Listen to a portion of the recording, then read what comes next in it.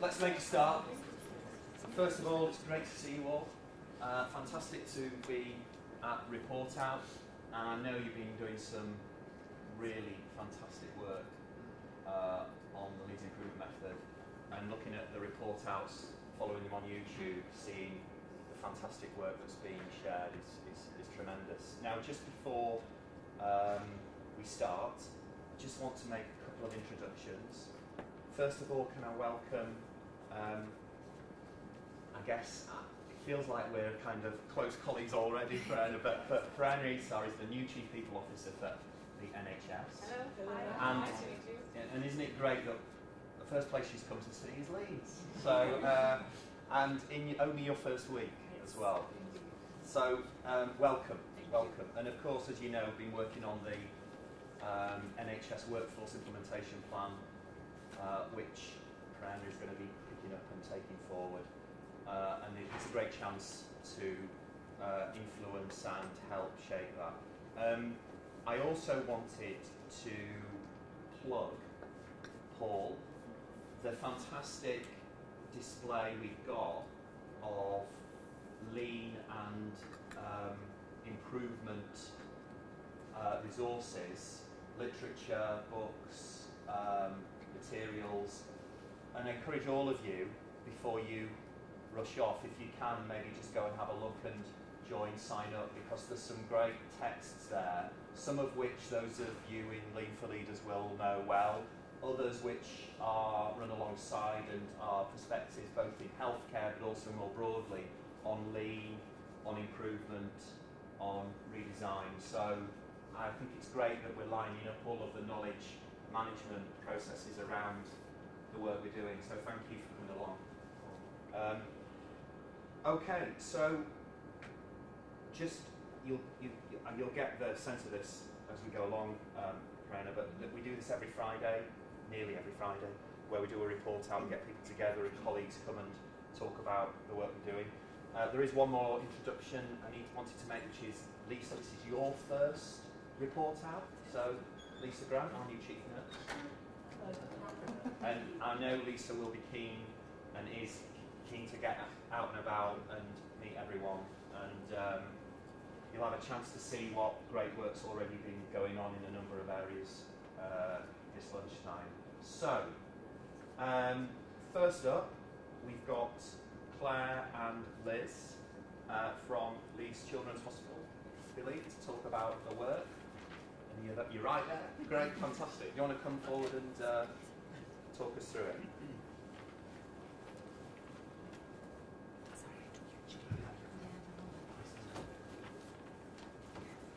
Hi, my name is Claire Francie. I'm the business manager in Leeds Children's Hospital. And this is my colleague, Liz Smith, a business manager in the Children's CSU. We've come here today to talk about an outpatient clinic template review that we've undertaken within Children's CSU. So the problem. So within Children's CSU, we haven't been achieving target waiting times for our new and follow-up outpatients in many specialties. And additionally, we had identified inequitable waits within the same specialties. This included consultants in the same specialty with general clinics, but having inequitable waiting times across the same specialty.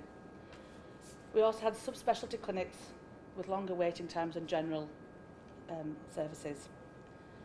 We also looked at job plans versus template required. They required a review. We also had lots of clinics overrunning due to overbooking, which led to poor patient experience. So this prompted us as CSU to review our templates across the whole CSU. So the process that we undertook. This improvement work wasn't undertaken as part of as a Lean for Leaders project or in conjunction with the KPO team, so we didn't follow Lean for Leaders methodology. To put into context, it was a huge piece of work across 25 business units, with hundreds of clinic templates to review. We commenced reviewing the outpatient clinic templates for all specialties across the CSU to ensure they ran as efficiently and as effectively as possible. The aim was to bring down waiting times and also to make things more equitable for all consultants working within the same specialty. and improve patient experience. So the elements that were reviewed were individual clinic templates, the number and type of slot, the slot length, start and finish time of each clinic and the frequency. We looked at our capacity and demand and utilisation. We reviewed all the job plans and the PAs, admin time and quantum versus clinics delivered. We also looked at the specialised clinics and said, actually, have we got the right patients in these clinics and the capacity per annum, are they appropriate? So the outcome of the clinic slot availability, you can see that there's just an example of some of the specialties, the work we did. There was a total of 1,905 extra slots per year by undertaking this work, and that was across just those 8 specialties within children's. So it was a massive amount. So the activity in the first 6 months of 2017-18 averaged around 6,310 appointments a month. And we've looked at the first 6 months of 18-19, and the activity now is averaged at 7,393. So it's nearly £1,000, £1,000 extra in there. So it's absolutely, a big improvement. Yes. Pass on to Liz, my colleague. So one of the improvements we achieved was increased standardisation of clinic templates across specialties. So we looked at clinic utilisation, particularly under and over utilisation. And yeah, prior to this work we had variable slot length in clinics within the same specialty or subspecialty. And this often led to under and over utilisation because of the variable slot length. And it didn't really reflect the reality of what was happening in clinic in all cases. So within the specialties we discussed with the clinicians and the outpatient nursing staff what they felt was an appropriate appointment time, new follow-up ward discharge within their specialty, and what types of patients were being seen.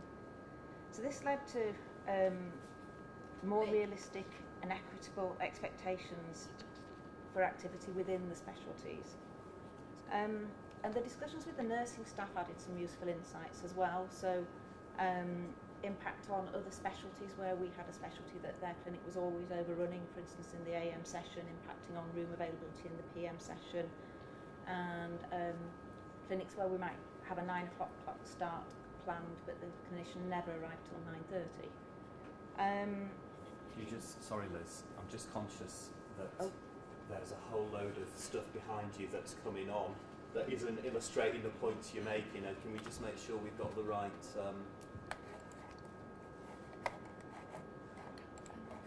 I'm glad that's not me. I've presented and it did exactly, it does its own thing. I didn't actually touch it. Yeah, it's welcome to my world. I did that to me too. I thought it was me. It's not even picking up the mouse. Oh dear.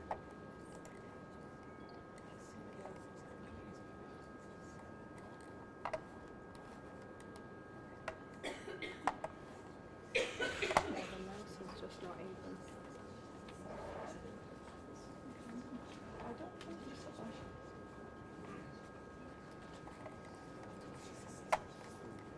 It definitely does its own thing. It's This one has been broken recently, this one on the side, so I don't know whether it's just a fault. No. I don't. Okay. The mouse is just Well, not let's soldier on, Liz, and we'll pay attention to what you're saying and don't worry about what's behind you, okay? Okay, you might miss a few of the bullet points which I haven't got jotted down, but I'll try and cover it. Yeah, thank you.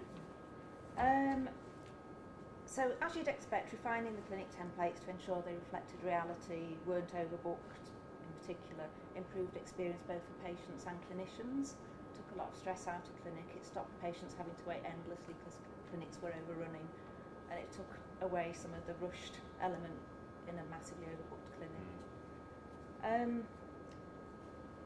So also in the course of the work we identified that some of the disparity in the templates across specialties had arisen through sort of historic changes. Some of them were sort of backdoor and authorised changes that somebody had tweaked a template without going through the proper channels. Some were temporary changes, you know, that had taken place for good reason, and it was typically slots coming out that had never been corrected and put back to full template at a later point. So we reviewed which staff had access to change templates, and we took access off a huge number of people, and we've sort of reiterated the clinic change protocol and who you go to for authorisation. So all changes now have to come through a business manager for sign off, and whether they're short or long term, and then we discuss those changes and we monitor the impact if they're approved, and also if they're temporary ones we make sure they go back to what they should be at the appropriate time. So Claire mentioned that we also looked at clinic templates and job plans. So we tried to make sure that, you know, what was job planned actually reflected reality. And we found that the templates really didn't always match what was in the job plan. For example, clinic length, some clinics were shorter than was in the job plan, some were longer. Some clinicians were taking admin time during the clinic in addition to planned admin time out of the clinic. Others had one PA for clinic and admin, but were seeing patients for the whole of that 4 hours and having to do the admin time in their own time. Some clinicians just had insufficient admin time allocated. It was a very complex clinic involving after clinic liaison with lots of people, and the standard 0.25 PA per clinic just wasn't enough. We also had some activity clashes, so you know, for the people who were arriving half an hour after the start of the clinic time, a couple of them we found it was actually that they had an MDT meeting that was also in that first half hour. So we just made sure that things on paper actually reflected the reality. In terms of quantum, all were delivering their quantum. Quite a few were delivering above quantum, so we have to look at that as well. So where discrepancies have been identified, it's been addressed through job planning, and obviously this is an ongoing process. Each year we'll look more closely at the two. We've got more clarity on admin time associated with outpatient activity, because that was something that really did vary significantly. And you know, we've acted on those clinics where really insufficient admin time was allocated and made it reflect what really is needed, so that people aren't having to do it in the evenings in their own time. In terms of quantum, we tried to look a bit more at why some people were consistently delivering more activity, and we looked at could the work that individual clinicians were doing extra, could some of that be absorbed within the specialty by their colleagues, so that within the quantum allocated for the whole specialty. And some of that actually we did manage to rejig things where we'd got extra slots out of some clinicians. We just redistributed some of the work. We also lost, it's important to say actually, because you looked at the slide with the 1900 extra clinic appointments per year, we also lost some appointments because some people just had completely unrealistic clinic templates, and so they had reduced appointment types. So it went both ways, and it did make it sort of a much fairer standardised template wherever possible. We also looked, so where we were having to continually deliver more clinics than were job planned, we also looked at, was there any way of doing it differently? Would telephone clinics make it a bit more efficient? Could nurse specialists see some of these patients? And actually at the moment we're looking at a pathway, the celiac pathway within gastro, because capacity is outstripping demand, and we're looking at actually whether we could deliver that pathway in a different way that isn't consultant-led. So it's sort of still ongoing. We looked at appointment types, so we reviewed new follow-up and ward discharge, and we found that we really didn't have enough ward discharge capacity within our templates. So we were routinely cancelling routine follow-ups, overbooking to get these patients in. So it was poor patient experience, cancelling patients, overbooking clinics, poor clinician experience, and also the poor admin teams had so much extra work to do to constantly juggle. So the revised templates have reduced this issue significantly. So what next? So Claire said the work was undertaken last year, but it's already become established as sort of a continuous improvement thing. With 25 business units and hundreds of clinic templates, you know, it does need regular attention. So we undertake regular reviews of utilisation, capacity and demand, and look at the templates in relation to that. and rather than just constant ad hoc flexing of capacity when we need a bit more new, a bit more follow-up, we're a bit more proactive about it and sort of make changes that last more than just 1 week. We're starting to undertake a nurse specialist clinic template review at the moment to see what we can find there. And in general, the work's provided a good benchmark for the future. So one example would be when we get a brand new consultant, we tend to give them longer appointment times to help them find their feet. They'll take a bit longer, but we can tell them what we're aiming for and try to set, a timeline on 6 months' time. You'll go to this specialties template. It also gives us a baseline from which to review requests for variation, because we accept that one size doesn't fit all, and we haven't always got it right, and changing complexity in certain clinics sometimes changes things. But it just gives us a nice baseline that was agreed with the clinicians to work from. So lessons learned.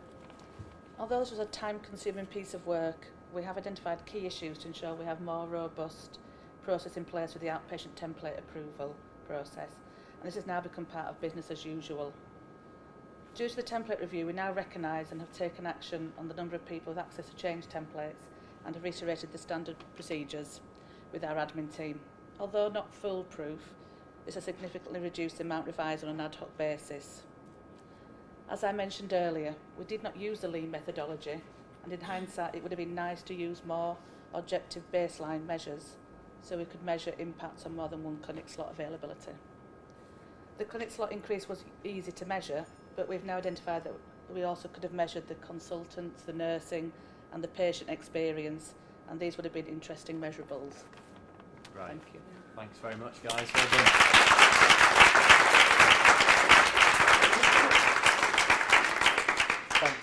Thanks very much, Liz. That was great. And what a phenomenal kind of gain in appointments that you demonstrated through the review of the way that we ran the process and the template. So that's really, really good. And glad to hear you're going to carry on, continue the work. We will have a bit of time at the end for questions, hopefully. So stay thinking about it. I'm sorry about the slide presentation, which I'm sure Katie and Steve are now thinking, what are we going to do? Yeah. But I know they're well practiced, and Steve particularly expert on this. But if I can welcome Katie and Steve to talk about the critical care value stream, RPIW5. Right. Yeah, right. Introduce yourself. We'll try again. Sorry. How So- do you forward it? Yeah. Just the arrow. Just the which, sorry? On the keyboard. On the keyboard. The right arrow on the keyboard. So, hello, my name is Katie and I'm the Senior Sister on Ward L24 Female Neurosurgery. And my name's Steve King. I'm a process owner for RPIW5 and I'm matron from Neurocritical Care. We've approached this value stream, this RPIW, slightly differently than normal. We have done 4 previously, 3 of which have been joint across CSU. And we wanted to look back on that and we wanted to try to evaluate our successes and engage with the staff to see how they felt things had gone. So in December, is it working? Next one. Oh, go back a bit. We had a stock take day, and this was over Christmas. And considering this was over Christmas, it was very well attended from both CSUs. And we displayed what we'd done in the 3 RPIWs, and we asked the staff to give us some feedback about that. And the aim of that was really to provide the opportunity for the staff to evaluate the success of the 3 RPIWs, to celebrate areas of success and acknowledge that some of the initiatives we actually introduced didn't work or were not embedded as well as they possibly could, and to use this information to guide the focus for this RPIW. So what did we find? It was a big piece of work, that's what we found. So RPIW1 was EDANS, and what we found that there was inconsistency in the pre-populated summary on PPM. And that was basically designed to speed up the EDAM process. So within that box on the PPM, if you put a summary in there, it will automatically pull through to PPM, and it will, to the EDAMs. And the idea was that we had a summary of critical care stay, which stopped the junior doctors having to go through loads of notes and try and find out what we'd actually, what happened to the patients while they were with us. Now, initially, what we did with that, we asked the SHOs to do it. So the SHOs on the HDU, we asked them to do it. And again, all we were doing was shifting the work from the back end to the front end. So we were going to look at that. RPIW2, we looked at information on PPM to aid speedy discharge. So it was about the bed managers knowing exactly what the patient condition was, what level of care they required, whether they need any enhanced care, and all this went through the bed managers. But what it didn't do, it didn't go through the ward staff. So the information was available to the neurosurgical bed managers, but Katie and her team were not actually accessing that information. So we thought we'd look at that. And then purely on the wards, there was inconsistencies in how the medical teams introduced themselves on ward rounds. There was a variation in the start times of the ward rounds and variations in direct contact time with the patient and the information that patient was getting on the ward rounds. So they were the areas that we looked at. This was obviously our project form, which is obviously within that is our findings there that we're going to look at. But basically that's there just to inform that what we wanted to focus on was less than 4 hours, and that effectively means that once we identified a patient that was fit to step down and the bed had been identified, that we would get that patient onto the ward within 4 hours. And we wanted to do that, and the way we worked it was we looked at the wards board rounds, which were around 10 o'clock. So by 10:30 they should be aware if they have any beds for us, and we challenged them to get that patient out within 4 hours. And what that did for the patient was ensure they were out of the environment, in the best environment as quickly as possible, but it also ensured that they were getting to the wards at a time where they weren't missing the dinners and they weren't missing the teas and all this sort of stuff. So it was in between, and that was sort of the challenge we sort of set ourselves. Newspaper, again, what we wanted to do from the critical care perspective was look at what we'd actually done on PPM. Was it working? Could we actually make it better? And we found we could. We'd had rumours filtering through us for quite a long time that the medically fit for discharge box that we were ticking when patients were leaving critical care was causing havoc in the trust, who used the same system to actually measure what patients were fit for discharge from the hospital. So we had to address that one. So what we did from these were the ideas we came off with. So we moved the clinical summary from the SHOs, and critical care took ownership of that. So we devised a template which would mimic what is in the EDANs. We put that in every clinical summary when a patient comes in, and the nurses, any major event which could be of value to a EDAN, i.e. scans, procedures, major procedures, are all being populated by the nurses as they happen on critical care. We were lucky enough to have engagement from one of our consultants, and surprisingly, the engagement from the medics has been exceptional. And I think that's because they've seen the value of that for them on a day-to-day basis. Every ward round, we asked them to evaluate this, and they could see every day they had a very concise list of major events for the patients. So they started to invest in that. And the benefits that we've seen for it was that there would be a live update of the critical care summary.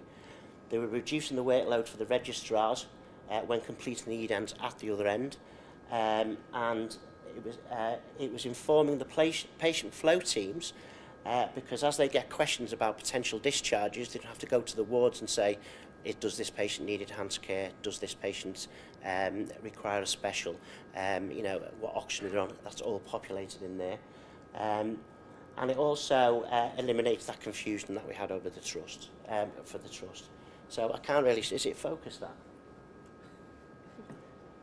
Yes.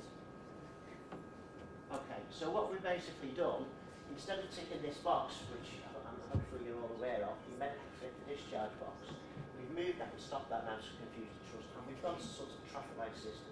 So it's not full traffic lights, it's only green and amber. So effectively these are populated at 7 o'clock in the morning on neurocritical care or the HDU, and they are accessed by the bed managers and then accessed by the ward staff as well, which is crucial. Because Katie and her team now know that this patient who is green has been medically fit for discharge.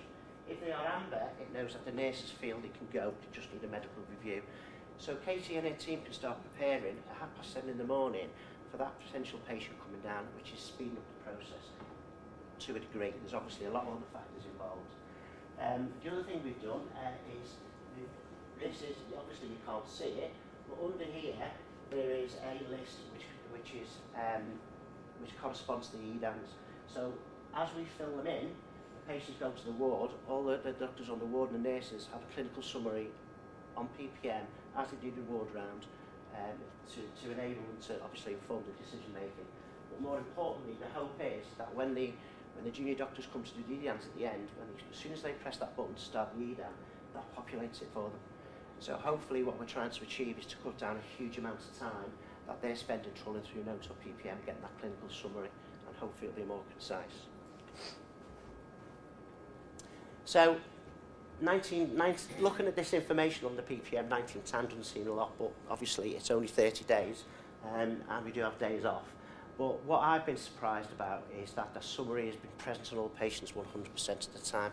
There is a real buy-in from the medical teams with this, which is really good. And surprisingly, without any prompting, that has been taken by the medics and the nursing team over to 2 or other units on the LGI, and they're there. The clinical summaries are there, and when you would have gone to speak to them and ask them why it's there, they said it's a good idea, it's really good. So when you've got that buy-in, you know, things can move pretty quickly. So we're quite pleased with the progress from that point of view. It's difficult for critical care to know how we can help at the other end, but this is the one of the ways we can do it, and hopefully it's working well. So the title of this RPIW, as Steve has already mentioned, is 4 hours or less. So the main focus has been step downs from critical care to the ward, with the 4 hours or less as our target time frame. The lead time has been calculated as when the patient has been identified as level 1 green, which means that they've been confirmed as medically fit for discharge by a medic, to the point at which they actually arrive on the ward. So over the last 30 days we've reviewed 25 cases. There's been a 28% improvement in the step down time, and that's based on the median value. Having looked at the cases individually, 36% of the cases happened in less than 4 hours, which is a massive achievement. That it wasn't anything like that previously. So we've also re-looked at ward rounds. Previously these had been very rushed, with only 66 seconds of direct patient contact per person. It was felt that this wasn't very value added for the patient. Alongside this, it affected the decision for discharge, which in turn affected patient flow and the ability to step patients down from critical care to the ward. So immediately post RPIW, the direct interaction with patients saw an 100% increase, and it was 134 seconds that each patient was getting. Over the last 30 days, we've seen that there's been 180 seconds of direct interaction with the patient, which has been an 173% increase. So it's a massive improvement. What we'll actually see later on is that it's had a knock-on effect elsewhere in the flow of how things have gone. But in terms of the interaction that the patients are getting, it's really good and it's really improved. So as part of the ward round data collected, we also looked at the number of patients who were receiving an introduction. The reason behind this is that we felt that when introductions were given at the beginning of the interaction, it automatically engaged the patients and empowered them to be involved in discussions, and therefore made the interaction 100% value added. So before the RPIW, only 4% of people were receiving an introduction. So that's when we're saying an introduction, we're saying, hi, my name's Katie, this is so-and-so, this is so-and-so, and we're on the ward round today. During the RPIW week, that increased to 93% of patients receiving an introduction, and over the last 30 days it's 74%. So overall, from the very beginning up until now, we're still seeing a 70% increase, which is really good. And a lot of the work around that was giving staff members different ways to give that introduction, because obviously they're going around every single day and sometimes feel a little bit silly reintroducing themselves day after day. But I think it's particularly important on a neurosurgical ward where people have got brain injuries and are confused and are more likely to forget. So with regards to EDAN production, at the beginning of the RPIW week, the target that we were set was to try and achieve a validation of EDANs before 10 a.m. So during the week, the idea evolved a little bit. We had a pharmacist on our team who suggested that an option that we might be able to use is asking the medics to reconciliate medications for discharge rather than completing the full EDAN. So that meant that effectively the medications were pushed to pharmacy, and it would give the doctors approximately about 1 or 2 hours to then complete the clinical summary, whilst the medications were simultaneously being dispensed in pharmacy, to try and make it a bit more streamlined and effective. So this one has been a little bit more difficult.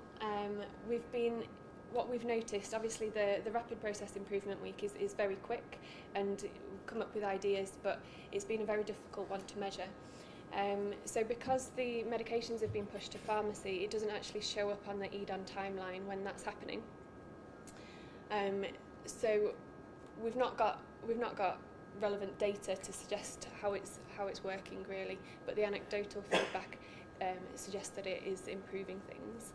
There's been a 17% reduction in the number of EDANs that have been completely validated by 10 a.m, but that's potentially due to the increase in ward round lead time. So ward round, as I mentioned earlier, has been taking longer because patients have been having increased direct contact time.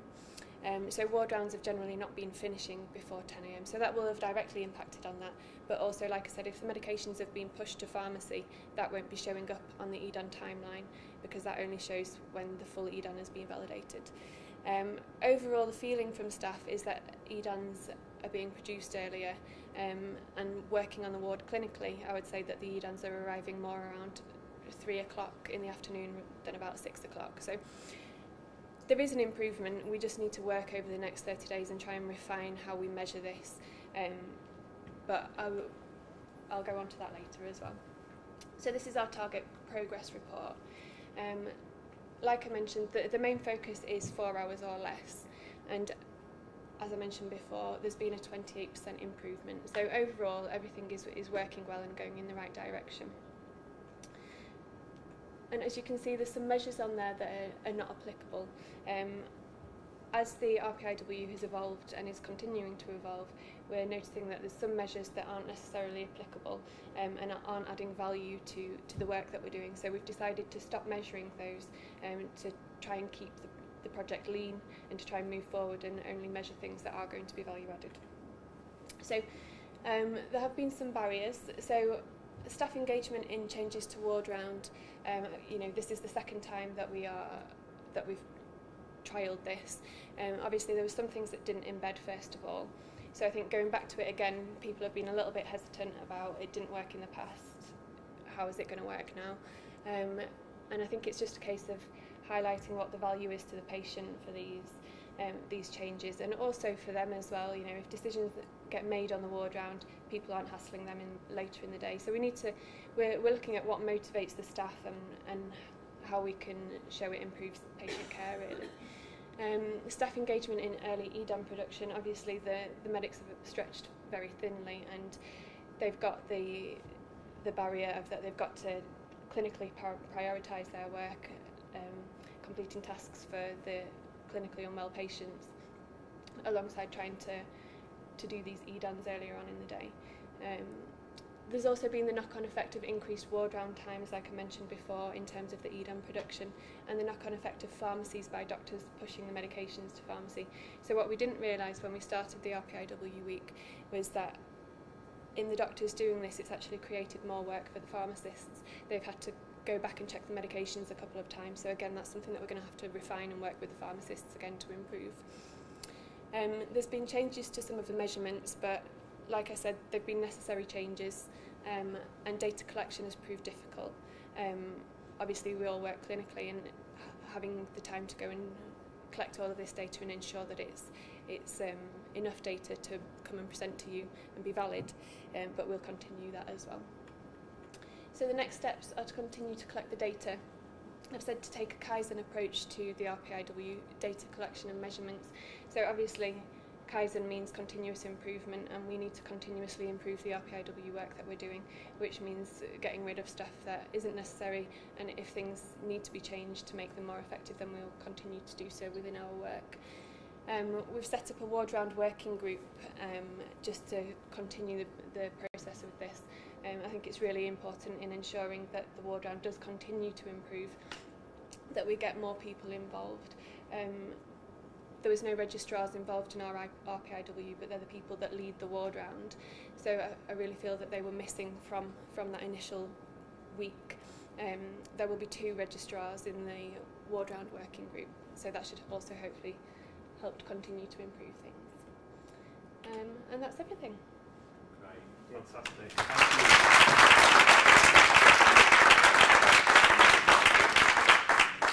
you. Well done.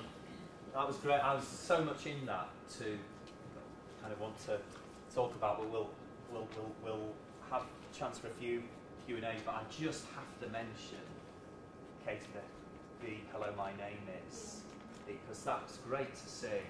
And I was just thinking about, you know, with all the badges on and what we do every morning at induction, and thinking about Kate Granger and how proud she'd be of that. That's great to see. So well done on that.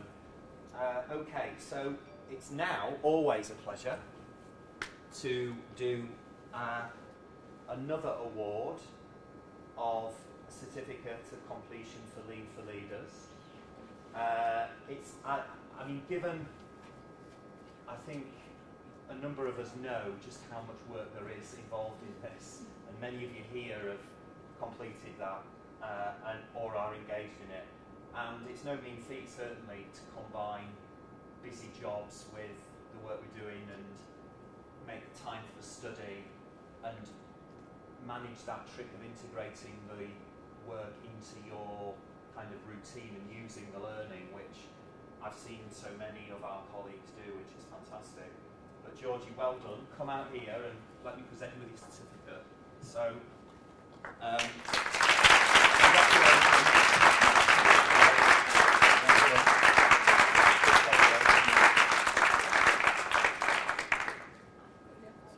excellent. Great, great. Thank you. Well done. So that gives us a few minutes, slightly overrunning, apologies, but if we can make a bit of time, a few minutes for questions for any of our report outs this lunchtime. We had Claire and Liz talking about the great work we've been doing in the Children's Hospital, and then you've just heard from Katie and Steve, and indeed, I guess, any reflections on Lean for Leaders from Georgie. So, open it up.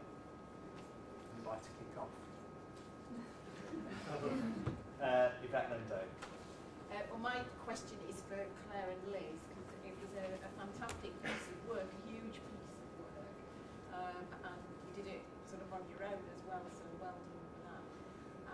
But I'd like to ask you about, you said that patients were waiting quite a long time, and you did it because you got some backlogs. So now I just wondered, had you managed to reduce those backlogs and how, you know, make it better for the patients? I think the biggest improvement for us was follow-up backlogs, so we have nearly 2.5 year follow-up backlog, so we're looking at yeah, so I think the longest now is about 6 months, so going from 2.5 years down to 6 months, so I think that's been a massive improvement. So it was trying to balance out, trying to maintain meeting deadlines, but also addressing the fact that we did have these large backlogs. So I think the biggest success we had was in follow-up backlogs, but certainly in new patients as well, and progress there. And working, I am no longer a paediatrician, but a paediatrician by background, so that would make me feel a lot better as a paediatrician, I knew that I was seeing my patients in a more timely way. So have you had any feedback from the consultants that's been, they've made their working environment feel more positive? There was a lot of concern about follow-up backlogs in particular, due to care to patients that we'd already seen, rather than prioritising new patients. So the feedback in terms of reducing those waits has been really, really positive. I mean, obviously, there were some very difficult discussions to be had within the review. And I think at first it was just perceived that all we wanted was more work. Yeah. But then when people started to see that it actually worked both ways, and we were listening, we were looking at, admin time, clinical activity, what was reasonable, and also accepting that even within, well, absolutely within specialties, there's subspecialty interests, subspecialty clinics, so one size didn't fit all. But I think people also appreciated the fact that, say, like in an average general surgery clinic, not a subspecialty one, it isn't unreasonable to have the same sort of slot length. So I think overall people bought into the process, didn't they? It was slow. We got buy-in from the lead commissions, which was really helpful. And then people started talking of themselves and sort of engaged more, and conversations about it took place were a lot easier now. Well, same team, and I don't think we can, underestimate just that. What a change you made! 60% extra appointments. You mentioned quantum, but could you just give us a bit more detail? Have you been able to achieve this within the original quantum of that consultancy? Did you put any more staff into delivering that extra 60%? And that is just phenomenal. Wow, absolutely. Yeah, I agree. Right. So, Sarah. It's more of an observation really. It's just to say well done to Steve and Katie. Clearly it was a really brave decision back in December to actually think, right, we need to take stock of where we are up to. That's something that we've not done along the RPI journey, Yeah. ourselves HT. Yeah.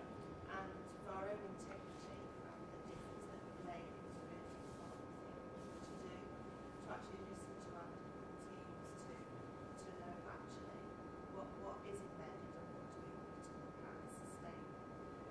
I mean, the work that you've done within 30 days, the visual element of PPM, the traffic light system, to see that work is just wonderful. And I know that last time we talked about how we can translate that across the organisation.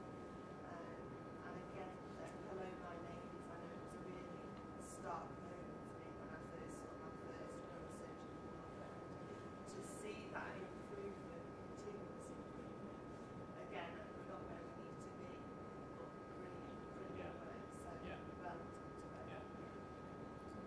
I think that's really, really good sort of summation, Sarah, of some of the key essentials of what we heard from Steve and Katie. And I'm like you, struck by the use of technology and PPM.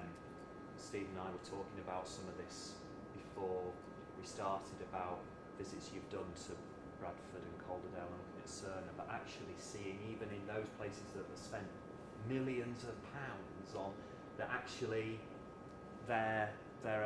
it's not perhaps what you get quite what you imagine, and what we're able to do with the bespoke work of the team and the clinical engagement in that you were talking about, Steve, has been really, really crucial. I was going to ask Steve and Katie, well, Steve really, but have St James's critical care units taken up that same thing? I know some of the staff work across both sites. It's brilliant to hear that the LGI critical care units have taken it on board, but I wondered if it had spread to St James's. Before these changes that we just made, yes, the original RPIW 2 was taken up. I sort of handed it over to the patient flow team. So Jane Morgan and her team have taken that up, and they've taken it to St James's. So 90% of it is there. What we've done this time is tweak it a little bit. So once we're happy this is working, then that will go to Jane's team, and they will introduce these couple of changes into that. But yeah, from using the PPM as a means of identifying step downs and medical finished discharge, that's been embedded in St James's curriculum for quite some time. That's good. And I just want to echo what you said about Kate, because she would have been massively impressed that you'd got the neurosurgeons to do it. Dawn. So I think it's brilliant, and I did talk I think I said at the risk management meeting yesterday, there's been a compliment from a patient who has recognised the difference around that communication at ward level and at bed level from the team. So it's recognised by patients as well, and we've had that compliment through. The other thing I was going to say is that, you will know that we have other improvement work streams, and we have the discharge collaborative, and what's really important is that we start to link some of this work together and get the real benefits of what you're doing into the discharge collaborative as well. So a request to come and join us at the discharge collaborative, because we're doing lots of work around EDANs, and lots of people are testing different tests of change in various wards, but we need to see that, we need everybody to hear about the positive and where we, take those really things that work as our bundle going forward, because it's a tricky problem we've had for a long, long time, and we've got to crack this. You're seeing some positive results of that, so that's brilliant. Yeah, great. Good suggestion, that, Dawn. That'd be great to get those connected. Yeah. Good. Any more? Well, it'd just be lovely to hear from Georgie what she, what she, been her main achievement. Yeah, it would. The courses, that there is a lot of work, but and I had a really lovely cohort, so all together, all the way through, and sharing that sort of learning and things was really great. But actually, I couldn't have done this without lots of support. Lorna, in particular, helped me through it because she'd done it previously. Georgie and the team giving me feedback, areas for development and that sort of thing. And you can't underestimate that, how that changes you as a person. My project was about changing some forms from paper into electronic forms, and actually the informatics team were great. And the walk in their shoes bit, I went and sat next to a developer and said, if I ask you to change this, what does that mean to you? And he brought up these two screens of code, a bit like, like the Matrix. And that realisation of, okay, so I'm not going to say, could you just anymore, to kind of understand that. So for me, it's been a great process, and I know that we can use the methodology with lots more stuff that we do. So it's been great. Fantastic. That's great. That's great. And echo the importance of what you described as support from your colleagues. Big and thank you. That makes such a difference, doesn't it? That's brilliant. Okay, that was fantastic. Thank you. And